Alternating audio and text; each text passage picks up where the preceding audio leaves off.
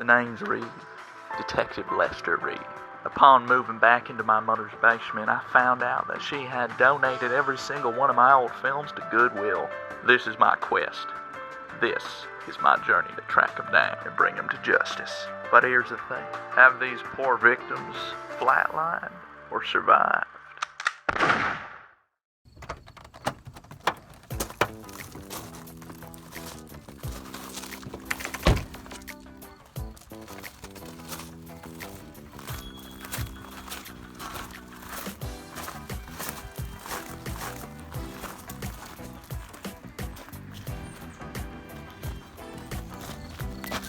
Afternoon, sir. My name's Detective Lester Reed. Is it? Yes, that's my name, sir. Could you, were you in the wreck here?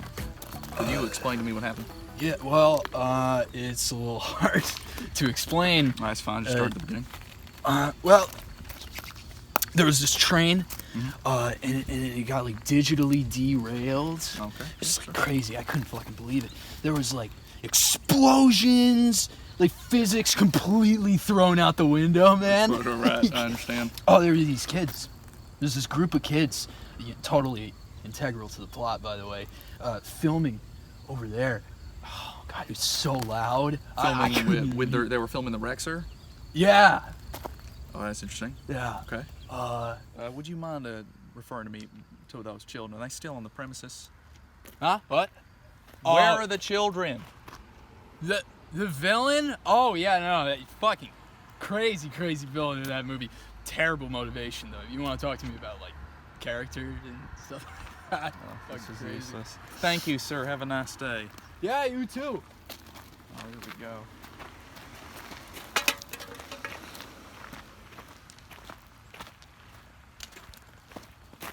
Officer, oh, excuse me. I didn't realize the Bureau would come down here. Simple train derailment seems pretty by the numbers. It's a serious situation, so. Oh, is it now? Yeah. That's right. My name is Detective Les Reeve. Agent Brick. Agent Brick. What can you tell me about what happened here? Well, miraculously, the camera footage that we recovered from the kids. From the children, yes. From the children. It survived the train crash. Wow. The gravity-defying train crash that happened here today. That's amazing, And, sir. I cannot believe that. And, was it divine intervention? Bingo, bucko. Bingo bucko. That's Bingo interesting. bucko. Yes. So the footage survived. What was on that footage, if I may ask, if it's been overdeveloped? It was, quite horrifying footage of the train crash.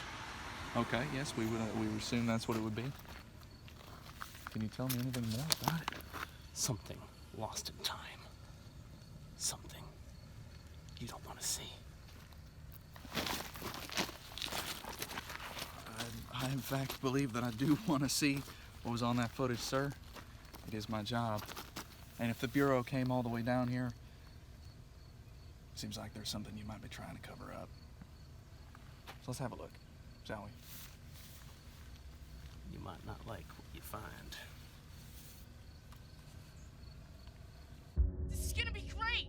Carrie, put film in the camera. Here we go. And action! Their camera captured a secret they were never meant to see. What the hell? We can't tell anybody. We have to forget we were there. On June 10th, I've got 9 people missing now. What's gonna happen to us? who will survive the truth? Super 8, in theaters and IMAX June 10th. Hello, and welcome to Footage File, Episode 1. Today we're going to be talking about Super 8. Jordan, you are the only one of us who had not seen this movie. Had not even heard of this movie. I had not even heard of the movie. Which I'm surprised. It was pretty big when we were kids back in middle school. This movie came out 2011. Directed by J.J. Abrams. Also written by J.J. Abrams. And that is... But don't worry, we'll get to that later. That is very obvious, and we'll talk about why. But Jordan, because you hadn't seen the movie before, you have the burden of introducing it to everyone. Explain the plot of Super 8 to us. All right. Some boys who have a crush on a girl come up with a ploy to get her to like them by shooting a passion project, by shooting a zombie film. Yes. Yeah, it's like a detective zombie mystery, kind of like a Night of the Living Dead type sort of movie. Yes. And then they accidentally catch a train going by and crashing, which they thought would be mint, but ended up not being mint because it crashes because some truck pulls out into the middle of the train track, Right, which yep. derails There's a giant train railing. Yep. What did you put that in quotes for? The train. One thing I liked Jordan's use of mint, Yeah. that I think is relevant, is that we'll probably never use that word again over the course of this discussion. No. And that's something that happens a lot in the script, where J.J. Abrams had like a 70s dialogue checklist. And every single time he used like groovy or mint once, he just dropped it from the language. It's really he really milks mint to death, and it's like every other word they're saying mint. But yes, so a train derails, and then Upon releasing a monster that has been spoilers! kept secret Skip by to. Already getting into spoilers. a horrible government, which seems to be a trope in monster movies, which has no control. The government's just like They're just the totally worst. obnoxious. Yeah, it's like they have no. Imagine where they'd get that from. I'm sorry. J.J. Abrams is a libertarian. Yes. Yeah, clearly. Precisely. He is. This is a spoiler review. This is a spoiler review. So You did miss the prepubescent orgy. That was an integral scene. yeah, the bizarre in the third act, Absolutely bizarre. where they all just like one at a time and then just Yeah. together. And then they looked up and they saw the cast of It on the other side. Yeah. Oh yeah. It was Exactly. very bizarre. Oh, I get the joke. All right. It's because they both feature people on bikes. Yeah, And there's a monster. there's a monster involved. If Bill Skarsgård had played the monster in that, Yes. You know who Would've played the been. monster in this? oh, what's his face? Vin He's No in fucking, mocap for it. no fucking joke. It's in motion capture. It's Bruce Greenwood. Yes, yeah. Now our audience may not be aware of Bruce Greenwood. He's a character actor, but he plays. You're probably aware of him because you probably all watched like Haunted Hill House and Doctor Sleep. He's not in all either that of those. stuff. Yeah, he is. No. He's in Doctor Sleep. No. He plays like a little bit part.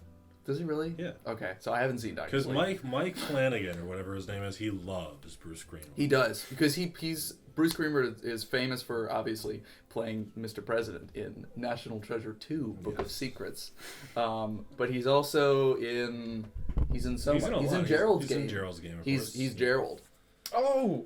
That's wow. it. Shit. And he did mocap for this movie. He's Captain Pike in the Star Trek movies as well, also made by J.J. Oh, he's Abrams. The Kelvin universe Star Trek movies. So apparently J.J. Abrams made Star Trek with Bruce Greenwood. He was like, you know what this guy would be good for? monster. A monster. A mocapping a monster. Yeah. Apparently. and it really shows through. It really does. it You was can really tell that worth it's it. him. That scene when his eyes peel back, I can just see Bruce Greenwood doing that Well, himself. that's one of Bruce Greenwood's like acting techniques. Often, like in Gerald's game, there's that scene, you know, after he dies of a heart attack, where he becomes a giant eight-legged monster, and his eyes peel Where back. his eyelids So peel they back. actually lifted that right from one of his kind of pro acting techniques. It was his suggestion. That wasn't in the script at all. We'll get to the monster, but I think we want to focus on the train derailment from a bit, because that seems to be the only thing that people remember from this movie. Yeah. You'd had no clue about this movie at all. Well, that it was seems like all like. the marketing was. When Yes. this movie came out, they released. That was the first thing they released. That scene. If you bought a copy of Portal 2 on PC or Mac, Yeah. I remember when it came out, they had an interactive teaser for Super 8 included with the game, where you were like in a train car, and you were like in the same car as like the cell that had the monster in it, and the train derailed and stuff, and it was like a tech demo, but like That sounds much more interesting than the tie-in movie was. advertisement for Super 8 on that. That game. is so interesting. Yeah, because I remember they released for Super 8, and we were off the walls excited for this Yes. movie, it seemed. Because it was the first movie we'd seen about people making movies. Do you remember being excited for things when they came out? 9 years ago. Yeah. What a time. Wow. They released that like 6-minute scene of them filming the scene at the train station, and then the train derailment happens. But talk about blowing your load in the first 10 minutes, because they literally, and then they really Very graphic. they really description for a go movie featuring off the children. rails right in the beginning of the movie, and then the rest of the movie is so very unmemorable, I think. Yeah, that's one of the big issues of the movie, and we'll get into this, I'm sure. But Right. as we all know, as is shown on the cover and was on all the posters and in the marketing material, this movie was executively produced by Steven Spielberg. Steven Spielberg. That's right. Just the brilliant director of Jaws and Raiders of the Lost Ark and Close Encounters of the Third Kind and E.T. and all these incredible movies that we all grew up with and remember. And this movie has so many of Steven Spielberg's hallmarks, like His little trademarks. kids on bikes, Yes, it has all lens these flares. It has all these little like things. You're right. It has the lens flares, nice anamorphic widescreen. It has kids. It has bicycles. It has kids on bicycles. It has kids riding bicycles. It has aliens. It has government. And somehow it uses all of these things and manages to miss every single thing one. It messes every that single made one of them Steven up. Spielberg movies great. Yeah. That really made him a great director. Yeah. No, it's pretty. It's actually kind of impressive. It is Yeah. that so many of these elements together really should have worked, I think. But you really like this movie. I enjoyed this movie actually. Yeah. This is our. You've seen this before multiple times. Yeah. We've seen that. We saw this in theaters like 3 times In in, a row, 2011. Yeah. Like within days. Within days, we saw it that many times. But you really enjoyed this movie. I gave it like an 8 out of 10. 8 out of 10. Okay, Yeah. so that's pretty good.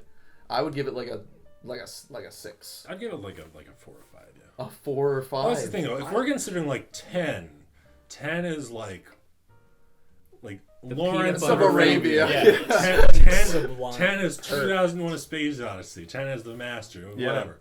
Like, if that's what a 10 is. Yeah. I feel like a 4 or a 5 is pretty Yeah. generous. There was something you mentioned about the train derailment when you were showing me your notes. Oh yeah, I had a few notes on the train derailment. I said it was a 6 scene. Okay, so he liked it. At first, this is like as it's happening. I wrote down 6 scene. Yeah. Then I wrote great CGI. Then I realized, wait, I'm noticing that it's CGI. And then Which is a problem. I wrote, why is the train so goddamn long? Yeah. And why does it not follow the laws of physics? I know, that's weird. Which, as a doctor, I'm supposed to be very concerned Yes, about. that you're, of How course. apparently, and listen, I'm not one of these people to harp about like I'm not Neil deGrasse Tyson, and then be like, and make tweets about like, well, actually, this wouldn't have been a zero gravity environment because I'm not that kind of douchebag. Okay, Right. I assure you. But what I will say is that for some reason, this specific set of tracks in Ohio doesn't obey the law of inertia, and for some reason, Each car is, yeah. is jumping of its own volition. And somehow like they're a can of peanut brittle. Yeah, they're like- Each car is like doing. they're like speeding up. In fact, I too. know. It's really like that's what I'm saying. Like the movie goes so insane in that first 20 minutes, and then it never builds back up to that ever again. Yeah. And Well, Except you for could part where, consider like, the climax. The military. well, I mean Not that's even true. close. And they just fucking where the obliterate military the whole town. equipment is misfiring and everything's blowing up. And this is one of the problems that I see is that, forgive all the comparisons to Steven Spielberg movies, but you know what? You They're have to warranted. you have Yeah. to compare this to Steven Spielberg. They are because it's warranted such because it begs an obvious, the yes, comparison. it really does. Okay? And if you didn't, JJ, Jonathan, whatever your name is, if you didn't want it to be compared to Steven Spielberg movies, you probably shouldn't have made a Steven Spielberg movie. With okay? Steven Spielberg. Yeah, so... And I think narratively it also does because, usually a lot of those 80s, 70s Steven Spielberg movies, it's like there's parental issues in all of them. Always And- the missing parent. Yeah, missing parent, like absent father. Yep. And this movie doesn't really have absent father. There is a dead mother, right? Yeah. Yeah. Yeah, He's totally. He's got mommy issues in that his mother is dead. Yeah. I have a theory about the mom. But Jordan as a Which, is she the alien? Yes. Is that it? yes. Explain the theory. Does this watch Mojo now? All right, I wrote down that the mom was the alien because the body wasn't used in the casket in the beginning. They make that a point. Well, but because it was like eviscerated beyond Because in the steel So mill, we're There was supposed nothing left. to think, right? Oh, okay. But It the was a accident government revealed cover-up. her true form. Oh, it like released her. Yes, She which was is why awakened. she couldn't leave the planet until she was reunited with her necklace. Oh my god. The You know, fucking, Jordan, why when is you- the necklace the last piece Because of it's symbolic. when there's Yeah. in that so It's it explains a that the character. monster there's so much to unpack here. The Air Force train has all these little white cubes which we're led to believe is part of this alien's ship, and when all the white cubes come back together, it'll reform into his ship. And the government has tried for years to put the cubes back into a shape and get it to stick and turn it into the spaceship, but it hasn't worked, as they show in these like old tapes. But it like magnetizes things. It like attracts metal, correct? Yeah. Well, the alien is building like a big electromagnet under the town's water tower. Yes, which I really didn't get. Yeah. It's very unclear. Only for eagle-eyed viewers. We get it because we know film. It's one of those kind of like advanced details. You know? You have to have a degree veteran in, of the screen. you have to have a degree in physics to appreciate a movie as complicated and as sophisticated as this movie. This is some real smart filmmaking, guys. I would agree. For the 100%. patient film goer. Yes. You know, this Yes. is Tarkovsky an extremely himself rewarding could film. Oh yes. paint with emotion and feeling like this. Yeah. Well, it's actually funny. This movie has a lot in common with Tarkovsky, like it does in Spielberg, because just like Tarkovsky joked that he would intentionally make the first 30 minutes of his movies boring so that audiences could leave the theater, which is a joke, by the way. He didn't actually do that. Idiots. I'm gonna cut that J.J. out. Abrams. J.J. Abrams intentionally made this whole movie boring, so that you can have time to leave the theater. And It's get the money ultimate back. stratagem. You'd never see it coming. It's really just bizarre. It's actually funny you say that because the 30-minute thing, because I wrote down that I didn't even know it was a monster movie until 26 minutes and 30 seconds. Well, I mean, yeah, it kind of you Yeah. just think it's a movie about kids making a movie, That's literally which what I thought it was it about. probably should have been Well, just yeah, kids. this movie is interesting in that it proves, to me anyway, that if you're a movie exec, if you're anyone, you only need to have good marketing. Because once they're in the theater, they can't get their money back. Yeah. I mean, this movie had a great marketing campaign. You know, it was very synergistic in how it tied in with video games and with multimedia, and they had like a cool website where you could watch like this mysterious It was the film. Yeah, it was and all that right stuff. before the the 80s nostalgia boom. They were like, let's go back to a simpler time. You know, like parents can experience it with their kids. You know, like revisit the glory days. This was right before. This was like a year before they announced Episode 7 of Star Wars. So Was it really? yeah, this was 2011, and they announced it in 2012. Such an They actually Was that when did. the sale was? Yes, 2012. It was like the day before Halloween or something like that. How old 2012. am I know. Wait, I'm 8 years ago. I'm 22. Why am I talking about Super 8? I'm an adult. Why are we still harping on this movie? Oh my I god. don't need to be here right now. I have a job as a doctor. Okay. We were saying the marketing is very effective. Yep. It had a lot of big stars in it. Did it? Well, Decent. okay. Well, recognizable Like- people. Kyle Chandler plays. Like C-list, I would say. Yeah. C, couple B. Like who? Like, Okay. Well, The guy from the They don't Truman even Show. credit the people on the box. It's amazing. all right. So No, 'cause the they're main kids. Oh, you got it. That's right. The main character, his name is Joe Lamb. He's played by Joel Courtney, who wasn't really famous at the time. Like this was like his first movie, I think. But he's in the Kissing Booth movies. I don't know if you've seen any of the Kissing Booth movies on Netflix. He's all buff. He's like big. Yeah. And he's in Kissing Booth. It's a trilogy. Apparently, they're making a third Yeah. Kissing They're Booth making a movie. third. Yeah. But Joey that's King, what he's man. doing. That's him. And of course, the showstopper has to be Elle Fanning. She's great. Yeah. She is so good, Does a good in this job. movie, and her sister is Dakota Fanning, which of course we will know from Charlotte's Web. Dakota War of the Fanning, she's Worlds. The Coraline. Runaways. You know. She is Coraline. She's I Coraline. forgot about that. She's Little Miss Sunshine. Or is that? No, she's not. No, that's Abigail Breslin. Breslin. Yeah. Abigail That's one of the Breslin's Breslins. Little Miss Sunshine. What am I thinking of that? So yeah, everyone was like, Dakota Fanning's incredible, and then Elle Fanning comes along, and she is fantastic in She's this movie. pretty good. Yeah, She's really, really good in this movie. She's all right. You don't like her? Well, that's the thing is that I would She's say alright. like, she's the best. She's of a them. child. She's no like Gina Rowlands. Excuse me. She's good. Like I she's thought really, she was really good in this She's movie. good, you know. But I mean, you know, this is. I mean, acting's 100% subjective. I mean, I just Yeah, which noticed is why you're for me- wrong. I'm just That's surprised. why you're incorrect. How could you have a different opinion than me? Susie? What do you say? Say it again. The scene where they're like doing the fake filming, like at the train tracks, she was great. And then Yeah. when she was watching the film of his mom, Yeah. and then she like told him like Right. why his mom died. Yeah. I was like, she's actually. That's really what good Nick called the Oscar scene. That's the Oscar Yeah. clip. That Because was the big MTV yes, Movie because Awards Best Kiss clip. I don't think it was MTV Movie Awards. It was like It was something bad. some channel had this award. The AOL Awards or something.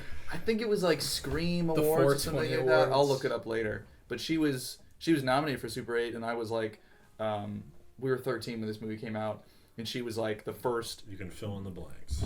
Okay, she was the first movie crush I had where she was the same age as me. Hey, we so all I was had like, one back then. there's a We all chance.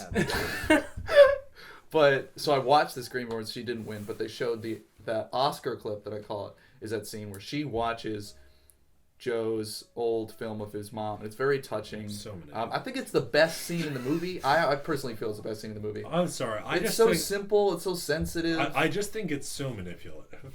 Do you really? Yeah, just to the point where it's like, I don't know, to have a moment where Joel is forced to relive Joe.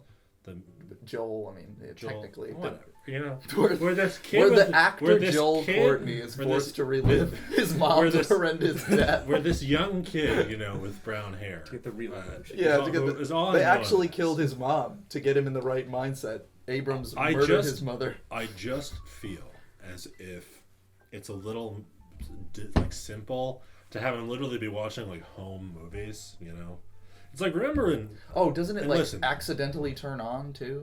probably Pennywise Yeah. and appears in the background. Oh No, But he, yeah. he goes. He's already watching it, and he goes to shut it off. She's like, "No, keep it on." But Yeah. here's my Yeah. point, okay? And So I'm wait, not and then they saying unplug it and it still keeps going.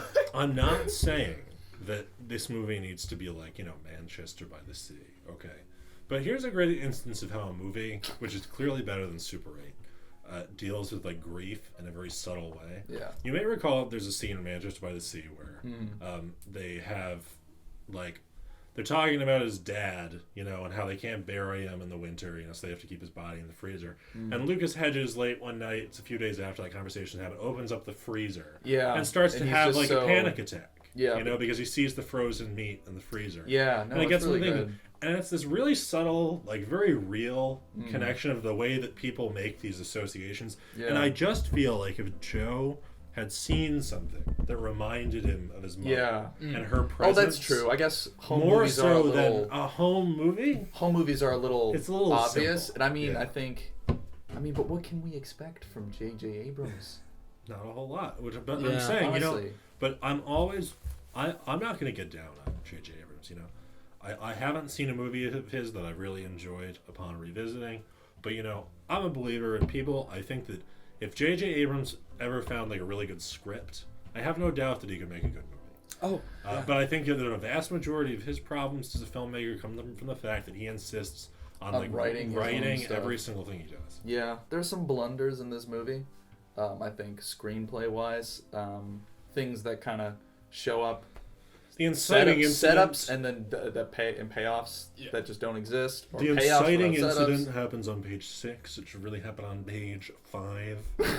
I'm kidding. It That's the thing, sounded is, like, like I'm not gonna you hold. sounded like a Muppet there. I'm not gonna hold poor J.J. Abrams to all this like arbitrary like screenwriting bullshit. It's just a matter of like, I watch this movie and it makes me like feel nothing, you know. Like there's very little in my mind. It's more J.J. Abrams trying to recreate the feeling in a Steven Spielberg movie than taking it. You know, J.J. Abrams and I can relate on this. That Steven Spielberg is a very important filmmaker to us. You know, he really inspired him to do stuff. Yeah. And my question is, JJ, why not create your own authentic film with your own emotions and the things that you have felt, rather than just trying to like recan. Yeah, no, I think that he was on the right track when in terms of like making a movie about kids trying to make a movie, but I think he really got. Yes. I was gonna say derailed again. When it came to the monster, Sidetracked. the monster is a huge problem with this movie. And we had talked about this the last time that we recorded this. This is take 2.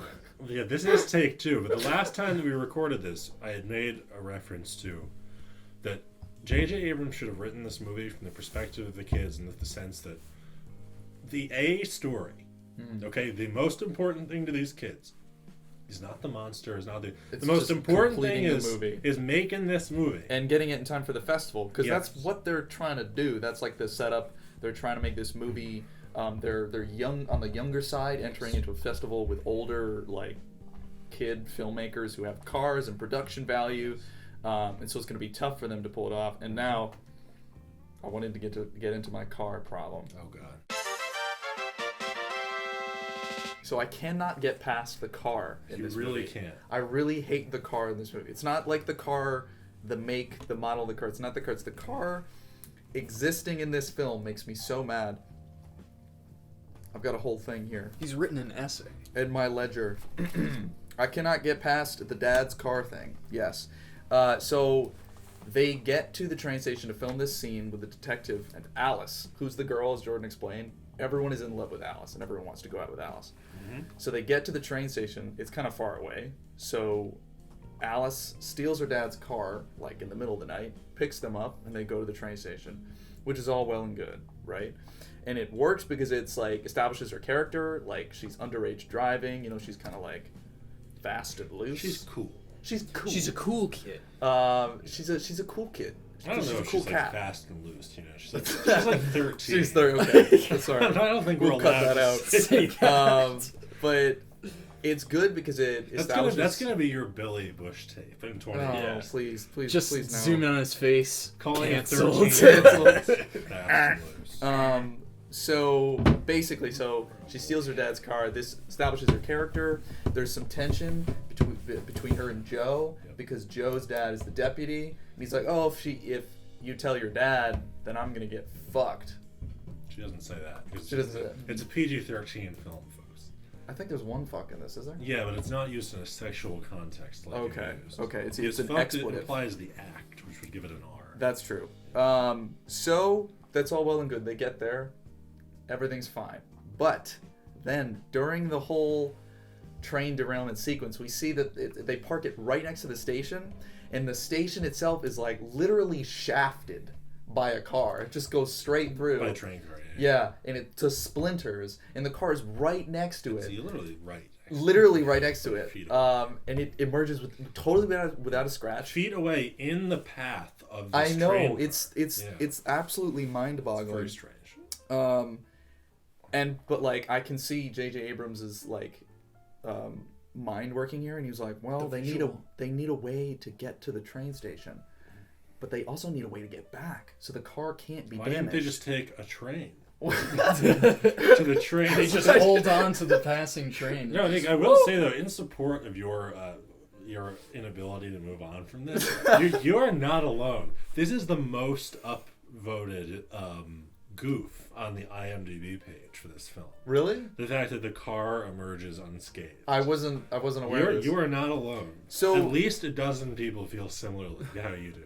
So the car has to survive so they can get back. Yep.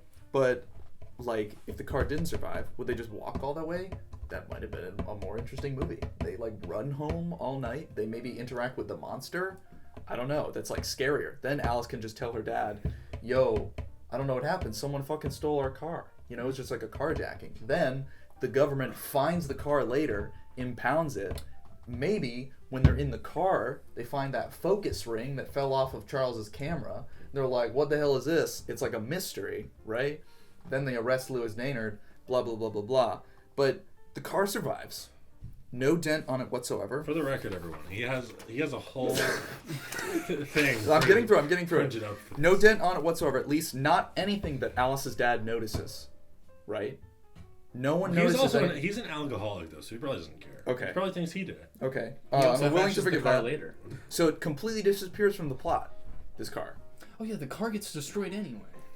So it's like, what's the point in It keeping is. around? Oh, it is destroyed by the monster later on. Forgive, that's good. forgive the brief dissent, but I will say, this is giving me how did Bruce Wayne get from the well to Gotham vibes. When you have a movie as Dark Knight Rises? as loaded with problems. This as is- Dark This Knight- is really No, the This this thing. strikes problem- me as a strangely semantic point. No, this to get problem hung really up on. this bothers me. It's so lazy. It feels to me like J.J. Abrams wrote this script without a car. They got to the train station another way, or the train station was within walking distance, and then he was like, this might be fun if she steals a car and like sets up her character, and she's like a badass. A little bad, yeah. Like the girl is the badass. What? You know, then she does that. That might be fun interaction for our characters.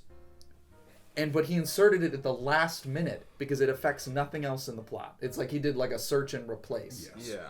And it just bugs me because the rest of the movie is so much like that, where like threads are introduced and they're just dropped. I mean, that's the thing I've noticed in a lot of JJ's work, and I'm not acting like I've seen all of JJ's filmography. I honestly haven't. But what I've noticed from this, and what I noticed from Star Trek and Star Trek Into Darkness and the Star Wars films that he's directed, is that he has a tendency to kind of insert these things that look good on paper, but doesn't put in the semantic or the line of logic that connects them. Right. I mean, like the Sith Wayfinder. Boy, does that look good on paper. Well, Yeah. this is the problem, and Wait, did he I'm not write sure Force if Awakens? yes. He he did did? with other So the with Millennium Kaz. Falcon What I is will just say there. is that I think that J.J. Abrams, I don't know how much of this. I mean, ultimately, he's the director, and the buck stops with him. However, J.J. Abrams, I don't know the man again, but he strikes me as a little bit of like a spineless guy, I can see that. and I wonder how much of these horrible things that are in like Rise of Skywalker or Star Trek, or this for that matter, like where we have big problems with it, are actually his doing. And are actually just him not being able to stand up to stand the up for people. what he believes in. Because No, I was Rise of Skywalker is like open and shut. That was not the movie he wanted to make. Maybe the movie he wanted to make was pretty bad, but that was very clearly. I didn't know that. He may have been the one on set telling the cameras where to look, but like he was not making the creative decisions.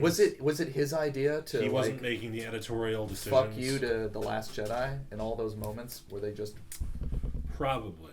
really? I would assume. Well, no. You know, and I'm no expert. Okay. Yeah. I wasn't in the room where it happened, but Right. I will say that first off, I think J.J. Abrams was very frustrated by the fact that Rian Johnson had kind of gone off and done his own thing, and basically ruined the progression of a supposedly planned trilogy that they had to make his own movie. Right. But also, you have to concede that Disney has not admitted, but people, insiders and such, have admitted that like they didn't really have a plan at all. I think that what happened was J.J. Abrams had sort of like an internal plan that maybe he had shared around Lucasfilm. And this is all semantics, and we'll probably get cut out. 'Cause this There's isn't so many semantics important. about this movie that we have to discuss. But yeah, I don't think that J.J. Abrams is to blame personally for a lot of the bad stuff in his movies. I think he's just This one? Yeah, even this one, because I think he's just a little bit of a hack, you know, where Steven Spielberg's on set. It's like when Denis Villeneuve was directing 2049 and Ridley Scott was standing there over his shoulder, and he eventually told Ridley Scott, he was like, I can't have you here. Right. And he did it in a very classy way to get Ridley Scott on the That's- back, but you feel like he's directing this and Steven Spielberg is on set, like every day. Yeah, I don't know, it feels to me more like Steven Spielberg is like his dad, and he's like, Dad, look, I drew a picture of the place where you work. Like Dad, I drew a picture of your hospital, But and it's he's made out like, of very pizza. good, son. And it's like nothing makes sense. It's like a child's drawing. Yes. It feels more like Steven Spielberg was he's too flattered to trying correct and it. failing Yeah. than he's not trying to me. Yeah. That's what it feels like. I got the image of somebody getting like somebody built a really nice car, and so it was the serviceable mechanic's job to take apart this car and to turn it into something different. Yeah. But still capture the same kind of spirit of the former thing. Right. It's an incredibly tough task, especially when you're dealing with Spielberg, who is like, it's one of the cinematic masters. Yeah, it's really It's hard to Let me replicate. ask, Jordan, how do you feel about all this? That is a like, good how do you point. feel Yeah. about the story? You know, I don't want to call you a layman because like you're not, but I mean like as someone who's not like as like invested in like acting In or film directing and or filmmaking. right, yeah. Like it's just a viewer. Like, how do you feel? Everything that this movie got wrong, Stranger Things got right. Okay. Yeah, I mean this is true. Yeah. This movie is the Stranger Things before Stranger Things. Yeah. And they both have the exact same problems, for the record, which is something we can get into. But In terms of villains? no, yeah, I think just in terms of general tone, I think that one thing that this movie, well, let's talk about, because this is a natural segue. Let's talk about the villain to this movie. Okay. real quickly. I don't think there's much to say about the villain of this movie. There really He's isn't. so bad, He's and he's so evil. lazy, and he's so boring. There's like very little you can say. He loves torturing people. He threatens to shoot children. Yeah. So General Nellick, played by that guy from The Truman Show. And The Walking Dead. Yeah. Is he really? Yeah, he's that Okay. guy. He's the doctor at the end that Rick whispers to. Oh, Or yes. You mentioned He it. whispers to Rick, Okay. and he says that there's no cure. Right. Yeah, Forgot so about that. so Nellick is the general of the Air Force. Yeah. And Of the he's local Air Force. the local base. Air Force base, which is it in Lillian, Ohio? Lillian, Ohio, named after J.J. Abrams' grandmother. Okay, interesting. So he's the general, and he's trying to cover up the fact that the alien escaped. That this whole thing happened because the aliens' little cubes got out, and now the aliens fucking up all this stuff in the town. No one can find it. He's trying to cover it up, saying like, "There's no problem." You know, when Kyle Chandler, the deputy, like presses him, Yep. he's like, "There's no problem here. Like, let's talk in my office." So he's the Let's mayor talk from for the sure. The super obvious setup. Yeah, the super That the obvious, dad I'm gonna falls kidnap for. you, yeah. But we learn nothing about his backstory except for the fact that he interacted with the alien in the past. Yeah, we don't even know why he dislikes the alien, aside No. from the fact that he's just like a xenophobic. Yes. Like monster. You had an idea about Nellick's backstory that was really dumb. Yes.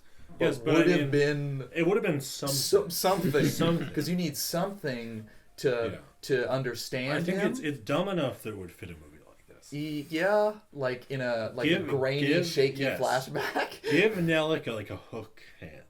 That's okay? not what it was. It was.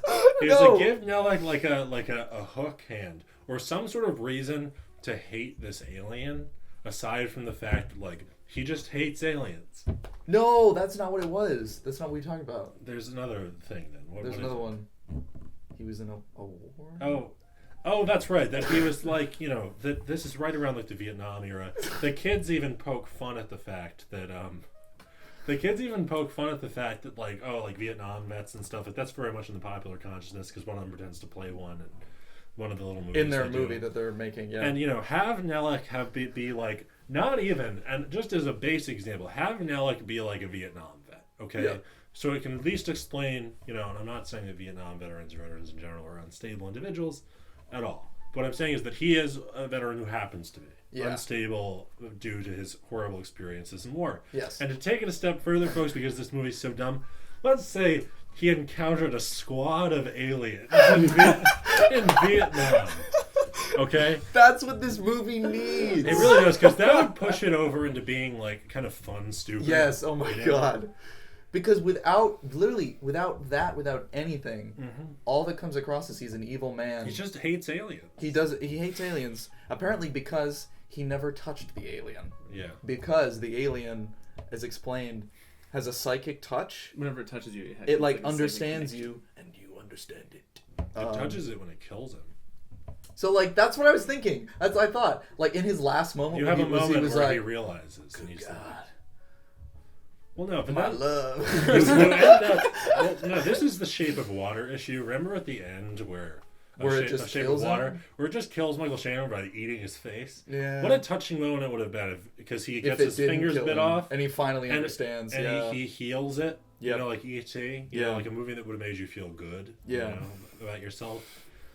I This is mean, not. I have E.T. in my notes. It just kills. It would have been nice if Nellick had said at some point like I've seen thousands, not thousands, that's way too much. He's like, I've seen hundreds of families, innocent people killed by this alien. You know, I can't let that happen in this small town. You know, like, I can't let that happen. And, like, if you'd done that, you'd been like, oh, okay, right? I saw one too many Vietnamese village burned to the ground by these aliens. There's more than one. Yeah. There's the a whole Viet Cong slew. received reinforcements from the skies. Yeah. The Soviets launched their space program to make contact with aliens so they could help them fight the Vietnam War. Yeah. That's what I'm talking about. This is the That's movie. the This movie. is some good shit. There's not really much more I don't think we can say about Nellick. He's just lame. I have like the same think. problem with all military things in alien movies. Like I wrote down, why is the military always dumbasses? I wrote down The Iron Giant, Yeah. Avatar, Yeah. E.T. I mean, it's just a trope. Disagree. E.T. Yeah, I would E.T. disagree. Disagreement corner. We should have a big red button. Oh wait, I'm finally gonna do it. I'm finally gonna let it all out. Okay, folks. Attention, please skip to this time code if you want to miss Dylan's Spielberg antagonist tangent. All right. Don't. So fat. Or folks, don't. There's a little something that is missing from this film, and a lot of films, or TV series like Stranger Things, etc. That there's something that's It missing. seems so obvious. Yes, there's something that's missing from them that Steven Spielberg used to do. Oh, we had this planned the whole time. Folks, I don't know if you've ever seen a Steven Spielberg sci-fi movie, but there's something very important about them, and it's the fact that they don't have antagonists. Okay, this is the key I would say thing. they don't have villains. Sure. In the technical sense, they do very much have Antagonists, because they're moving against each other. However, the most important thing is Steven Spielberg in Jaws, in Close Encounters, in E.T., Indiana Jones obviously had villains because it was the Nazis, and those are Pretty cut and dry. very folks. cut and dry, very simple. But these great sci-fi films, things like Stranger Things and Super 8, try to sort of copy pay homage to. They do not have antagonists because these films, at their base, are not about how the government or people in authority or whatever are evil. Yeah. Okay? These movies are always about where the real villain is a breakdown of communication. And it's an inability to talk with one another. Yeah, and understand. And what they're coming understand. from. In E.T., the government isn't trying to kill E.T. They just want to. They want to understand. They want to study him. They want to. They want to know who E.T. is, and they aren't going to torture him that they know of. Right, they don't realize at the end that they're hurting E.T. Yeah. They I mean, they're trying to save him. Exactly. Out loud. And that's the thing, is that ultimately, in Close Encounters, you have Richard Dreyfuss and all these people who are exposed to the aliens that are going to Devil's Tower because they feel something. And the government, they're trying to stop them. Yeah. But it's because the government doesn't understand. Yeah. They're not hurting people. Right. They're not killing people. They, too, are trying to understand the aliens. Right. And I think this movie, that movie down there, tries to do this movie because... Very poorly, yes, especially in the whole villain motivation aspect, but also in the just some iconography. They evacuate everyone from the town of Lillian in Super 8 because they're like, we're just going to turn Lillian into a fucking battleground and destroy this alien. We're just going to actually obliterate him with as much firepower as we can. And to do that, they burn the town to the ground. Won't attract attention at all. No, not at all. And not actually cause way more problems than they need to solve. So they just have these guys flame through the town, and you mentioned something about that. Yeah. In our first take of this. You have sort of a convenient excuse when you have a train that just derails. Yeah. Why don't the government say something about, like, in Close Encounters, how they say that there's, like, a nerve gas. Yep. VX nerve gas. Killing all the animals, but actually they're doing it. Exactly, that has leaked through the town. And just say that, oh, yeah, guys, turns out that train, it had, like, some sort of, like, terrible nerve gas on it, which is a big thing in the 70s. They loved chemical weapons. Yeah. Leaked, and, everyone has to go to town. Instead, they, like, start a fire? Yeah, Like, they start a real fire. This is what I'm talking about. This is it's so lazy to me. Or maybe lazy is the wrong word. Because I don't feel... It doesn't hit its mark. It doesn't hit its mark. There And is it feels attempts, but they're just they're not hitting. No, yeah, lazy sounds more like he had malintent with this movie. Like he just didn't give a shit. I think J.J. Abrams really cared about making this movie, but he's just not up to snuff in terms of being a writer. Well, I think he, like a lot of people, just missed the point these movies were about. Yeah, I think that's it's about the heart. They were about empathy. I think that's a good about point. Promoting understanding between people, and not about how the military wants to kill children. Yeah, no. There's a lot of things in this movie that just don't make any sense at all. I personally have a problem with the psychic touch of the monster. That's too easy. It's It way is too easy. It takes all of the conflict out of trying to understand. They're like, bond oh no, of the alien's gonna monster. kill me. That's a But good if point. it touches me, then maybe it won't kill me. It still kills the sheriff, though. It does. Yeah, because he Twice. disappears. Was there much to understand? He disappears. Kills it. All cops. Because are it kills him bastards. the first time when he gets nabbed This alien was at ahead of its time. the gas station he's stolen, only to die again. Yeah. Yeah. Where we because think supposedly Sheriff already Pruitt's have this dead. like a connection. Well, I don't understand why it was taking the people at all. Was he going to use them as food? Because it still eats people. He stores them like the xenomorphs Yeah, and aliens for food. for Reproductive purposes. Who knows? who knows That why? would have been weird. That would have been fun. Who knows? All I'm saying is, who knows why this alien stores people? Yeah, we don't know. It's not really explained. I know at one point he's the alien that casually takes one of the people and eats them.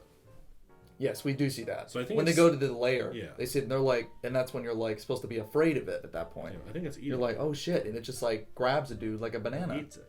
Yeah. Yeah. But speaking of that, that's a good point. You know. Empathy. Empathy. Is that I had a I was thinking about this watching this. Is why this town? Why is it Lillian, Ohio, that all of this is happening? When Dr. Woodward, who worked with the alien, who understands the alien, when he derails the train to help the alien escape. He's their honors biology teacher. Yeah, so he lives in Lillian, but he tracked the train with the alien moving to Lillian. He was going to stop it as it moved through Lillian. There's this like scene when they're looking at a map and he's following the train route. So the alien so where was the alien before? And did he live in the past with the alien in like California? I guess Research so. it, move to Lillian, Maybe it was and just then like find out, oh hey, he's coming through. It was just like a coincidence. Yeah. It was just which It was like if you think about it too much, it really doesn't make a lot of sense. Yeah. You can just apply that to every moment. Every moment of the movie. You're gonna If you apply that think to about it any too And much, yeah, movie. because so is there an Air Force base in this town? Yes or no? Yes. Because he goes through. Remember when Kyle Chandler goes and That just looked like an Blows office up a building. fucking he truck. blows up millions of dollars in military equipment and gives a soldier brain trauma. That just looked like an office building to me. No, that was an Air Force base. It had the hangars and everything. Okay, so that makes a little bit of sense, but I don't want to compare it too much to Stranger Things because that's just a whole other conversation. But in Stranger Things, there's the Hawkins Energy Lab. Yes. That's in their town, and that's why the gate is there. Yeah, but they why were doing is experiments. the Hawkins Energy Lab in their town? Because it's an unassuming place, so they can do like dastardly things where you wouldn't expect it. Naturally. That works for me. Why is it this town? You know, it doesn't seem to make a whole lot of sense to me. I do want to talk about things I actually did enjoy. Okay. About the movie. Sure. Yes. I did enjoy a lot of the performances. The performances are very good. The performances by a lot of the child actors, especially. Oh my goodness! I can't believe I'm forgetting his name, but he's the doctor in the movie. Oh, the director of the their director movie. of the movie, Charles Kaznick. Charles Kaznick. I don't know the actor's name. The child did very. I feel bad. You're good. If you're out there watching, you're good. Yeah. He's great. Yeah. No, it's fun in this movie. Each kid has got their own thing. Yep. Like Charles's thing is like he's like incredibly stressed all the time about his movie. He's like an Orson Welles type figure. Like he's like a complete visionary. He's when the it comes director. Yeah. He's the director. He's that type. Like no one get in my way. And there's Carrie, who's like their demolition expert. He's Explosives. He's like special effects. He's always setting off firecrackers. Right. He does the zombie blood effects and stuff. Yes, he plays multiple zombies in the film. Which looks the same. They just can't kill this guy. They just keep coming back. But that's actually interesting. He's actually in.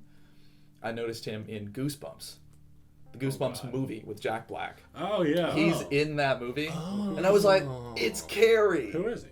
He's Champ. He's his friend. Champ? He's his friend. Yeah, he He's looks the he's invisible much man. taller. He doesn't have braces. Oh my God. Dude, that movie has a great joke in it. Goosebumps? Yeah. You talking about Goosebumps? Yeah, movies. I love Goosebumps. It's hilarious. I liked some of it, but that movie has like a really funny joke. It does. Remember when Jack Black comes down after he gets called the police? The police are called to his house. screaming, Yeah. And the two cops are there and talking to Jack Black, and he's like, "I apologize, I'm a bit of an audiophile." And the police officer's just like, "Oh, what a file!" Oh my God. Yeah, I love that's it. great. Because That's it's a like an great officer in training. Yes, and she keeps pulling her gun. Pulling her gun up for like anything, and he's like, Too "Whoa, real." whoa, no, that's not what that means." That movie also ahead of its time. Yeah. Opens up the door. You're under arrest. No. Hold up. Not yet. not Dial yet. it back. Yeah. Dial it back. But yeah, the kids are the best part of this movie, and it's a shame the And movie. speaking of Jack Black, Yes. this movie, at least the parts that involved the kid, reminded me of another movie featuring Jack Black and a military antagonist, Be Kind Rewind. Right. Yes, Yes. yeah. In which a video rental store gets all of their tapes With erased an electromagnet. with an electromagnet. Hey, tying into Super 8 Maybe again. did J.J. Abrams see this movie? Yeah. Is it possible?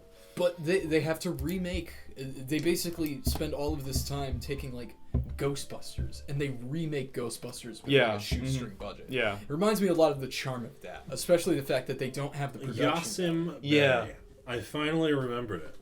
Most Def's name. I finally remembered it. It's Yasin Bey. Yasin That Bey. was. I couldn't remember at the last podcast. That was in the first take of this episode, so no one will understand. Maybe I'll cut to a clip. Yeah. Jack Black and Most Def. Oh, well, that's the plot. I know You're gonna that. have That's to- the basic. And you're gonna have to dip out my audio when I say Most Def and say his name now, because he has a different name. Oh, does he? Yeah, I'm sorry, Most Def.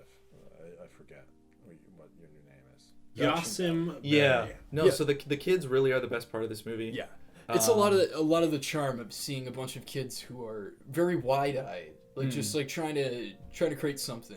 Yeah. Against the backdrop of all of these adult problems. Exactly. They're all hilarious. How they interact. It just feels very natural. Feels very real. They have great chemistry. I love the scenes when they're so outrageously scared at things. It's like hilarious. I really enjoy that. When Drugs are so bad. Yeah.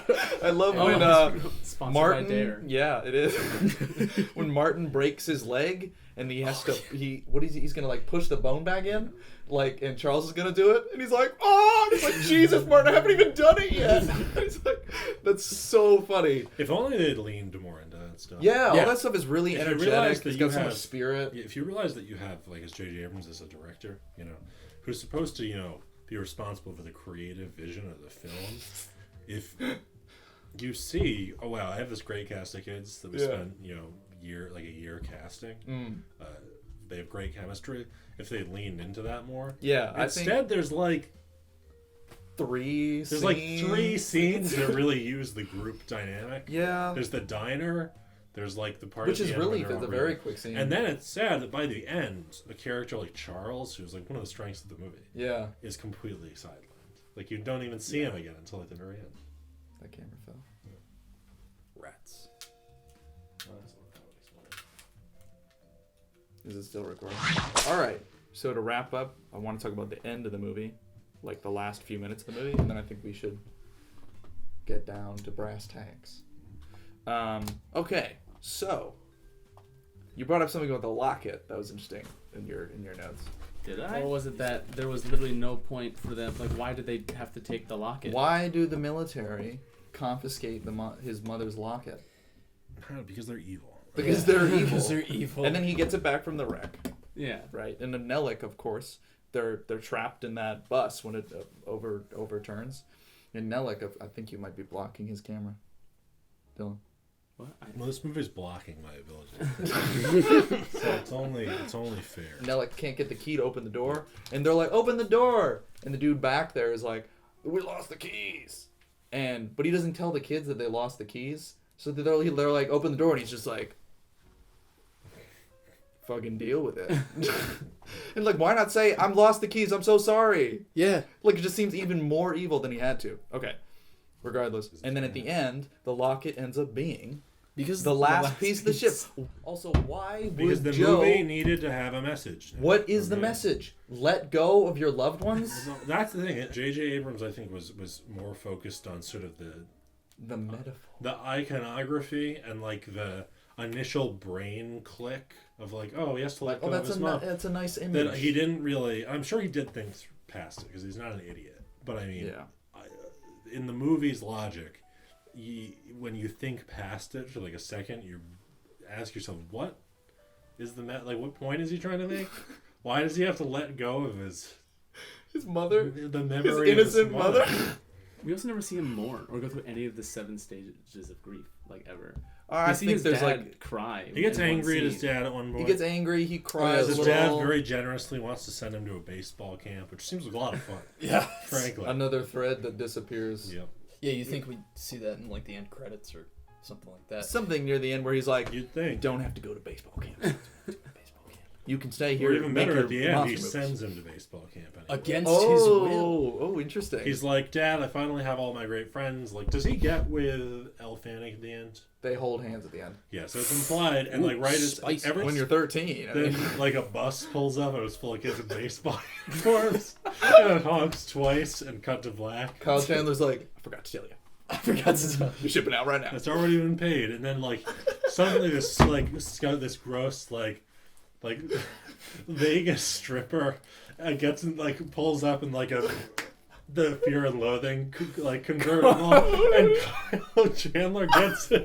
It's like, this is your new mom. Like, we're going to Vegas. I'll see you in 6 months. Oh my God, no! Oh my God! It's like Matilda, like Mrs. Wormwood, like how that movie Her ends. father shows up. Yeah, like, that movie ends, and he's just like, "Yo, we're back to moving to like the Maldives. We're moving to Vegas." You know, Jordan, imagine if like his mother was alive, but at the end of the movie you just see Mr. Woodward and his mother driving by in a car, and they're like, Mr. Woodward! Holy shit! Okay, so I brought this helpless victim into y'all, so we can decide whether he flatlines or survives. Why are you doing the? That's the character's voice. Yes. That's the character's voice. Detective Lester we're talking Reeve. about the end credits. Oh, the end credits. That's film. the best part of the movie. The best part of the kid's movie When we watching see the the kid's zombie movie. movie the kid made. Isn't that a Which, shame? that movie inspired me to make my first movie. Literally, I saw that and I was like, I'm going to make that movie. And then I basically made that same exact movie and pretended that I'd come up with it myself. No, not E.T., the equilateral triangle. The monster. You shot it? Of course. It was going to kill us. My favorite line from the kids' film at the end was the main guy was like, "Could zombies be real?" Could zombies be real? After he witnessing... had already killed 2 zombies. I use that line in my movie too. Really? Yeah. Could zombies be real? Alright, Dylan. I'll say this much. Does it flatline or does it survive? I'll say the same thing I said Super last 8. time. We should probably get the real tape back up here. You can just superimpose it over. I will superimpose it. The point is, it's a simple yes or no, Doctor. We'll no, say yes and we'll move on. But this is the problem. It's not this simple, because this is like a friend, you know, who has kind of gone on, and you've separated, and you come back. They come back into your life, and you realize that like they're like pretty awful now, you know, like they have like maybe a drug habit or something. Oh yeah. I thought you were just gonna say someone you like. Your sense of humors are different. You don't connect, but no, they have a drug problem, which isn't necessarily a problem. You know? Like I don't want to lampoon people who suffer from drug addiction or who enjoy using drugs recreationally. You know, it's a free country. But all I'm saying is that it's easy to tell when someone's life has kind of become a disaster. Yeah. And watching this movie again is wonderful. But watching this movie again is. Watching this movie again is really sad to me, because I kind of had high expectations. I was like, oh, it'll be nice to revisit this. I watched it, and I just not like a single thing clicked with me. And I just thought it flatlined. It's flatlined. Okay, Elias. You know, this is... Or, excuse me, Money Stack. Thanks, man. So, this little turd... I mean, that one. It's like I was sitting there wishing this was something different. And that's Okay. never a good thing. Oh yeah. In a movie, when I'm just sitting there and going like, I've seen movies that do this concept like a little bit better, and I just wish you'd focus on one or the other. Oh, you're talking about the two, like, the two various like aspects, different storylines the in the two movie. different storylines that collide with one another. The alien I feel like and it the could have kid been in one the or movie. the other. Yes, that's a good point. There are parts of it I really enjoyed, Mm-hmm. but at the end of the day, this is kind of like, you know, I'm visiting this person, but this is the last time I'm gonna get to see them. Okay. Oh, that is very sad. That is very sad. You're familiar with this, Doctor? On paper, this is something I would love so much. Okay. But unfortunately, it just does not. It does not stand the test of time. So, according to you, it flatlines. It does flatline. But boom. Okay, Ms. Jordan. Having seen it for the first time, and after discussion, I'll bring it down to like a 7.5. 7.5. Okay. But I'll say it's in a coma. I would revisit it. Okay. It still has a heartbeat, but it ain't talking. It's alive. Yes. Okay. That's a good. That's a good interesting. one. It's got a heartbeat, but it ain't talking. I'm surprised. Are you aware of how stupid you are? So I guess it's up to me, the deciding vote. Well, I mean, not really. These Well, yeah. No, it's not. But if I decide yes, then we have a tie. Then we have to call And it Daniel becomes. in here. Then we do the whole Nick's gonna decide yes, Schrodinger's just to cat make it experience, where it's alive and dead at the same time. Oh, boy. Maybe you should comment below. Schrodinger's movie. Voting. Like, smash that like button, comment, subscribe. How do you feel this should end up? Do you think what it should we flatlines? do with Super 8? Kill me. But for me, the answer is unequivocally flatlines. This movie, like Dylan saying, it's very sad to revisit this movie. This movie was very important to me at the time. It really kick-started my motivation to start making movies. I saw this, and my dad was like, you know, you could do that. That little movie they made, that like you could make that. And I was like, you know what, Dad, I can't do that. And then I did do it, and it was horrible, but I learned a lot. You know, like this movie was so important for me. So many of my like influences, inspiration came from this movie. How it looks, which is bad. How it's shot, which is also kind of bad. But all of this came from this movie, and to become such a part of my collective consciousness of filmmaking and how I decide to do things, and how it's led my life to revisit it and see it, and for me to be like, wow, what did I ever see in this? There's a It's place very for that, though, you know? Yeah. Sure. No, it's quaint, I would say, but it is. I would say it is a little disappointing to revisit this movie. I still enjoy this movie, but I do not get really anything from it like I did before. Like, I will rewatch this movie in the future, you know, and I'll be like, wow, this is like, some of this is fun, you know, but a lot of it's just going to glaze over my eyes, and I'll be like, that was fun, nostalgia. But it's a good reminder to never forget where you came from. That's true. So, without a doubt, I will say that this movie does, in fact, flatline. And now, we have the difficult task of letting go of Super 8.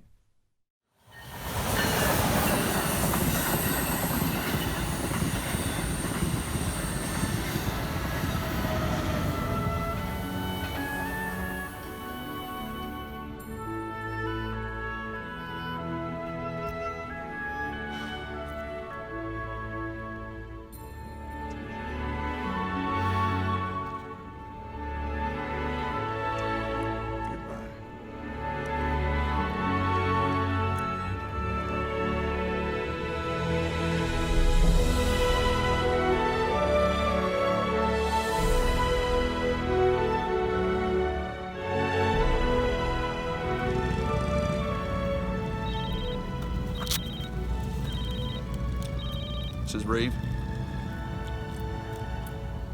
Crashed. That old English place, yeah, I know about it. Nah, I don't need the address. I'll be there in a sec.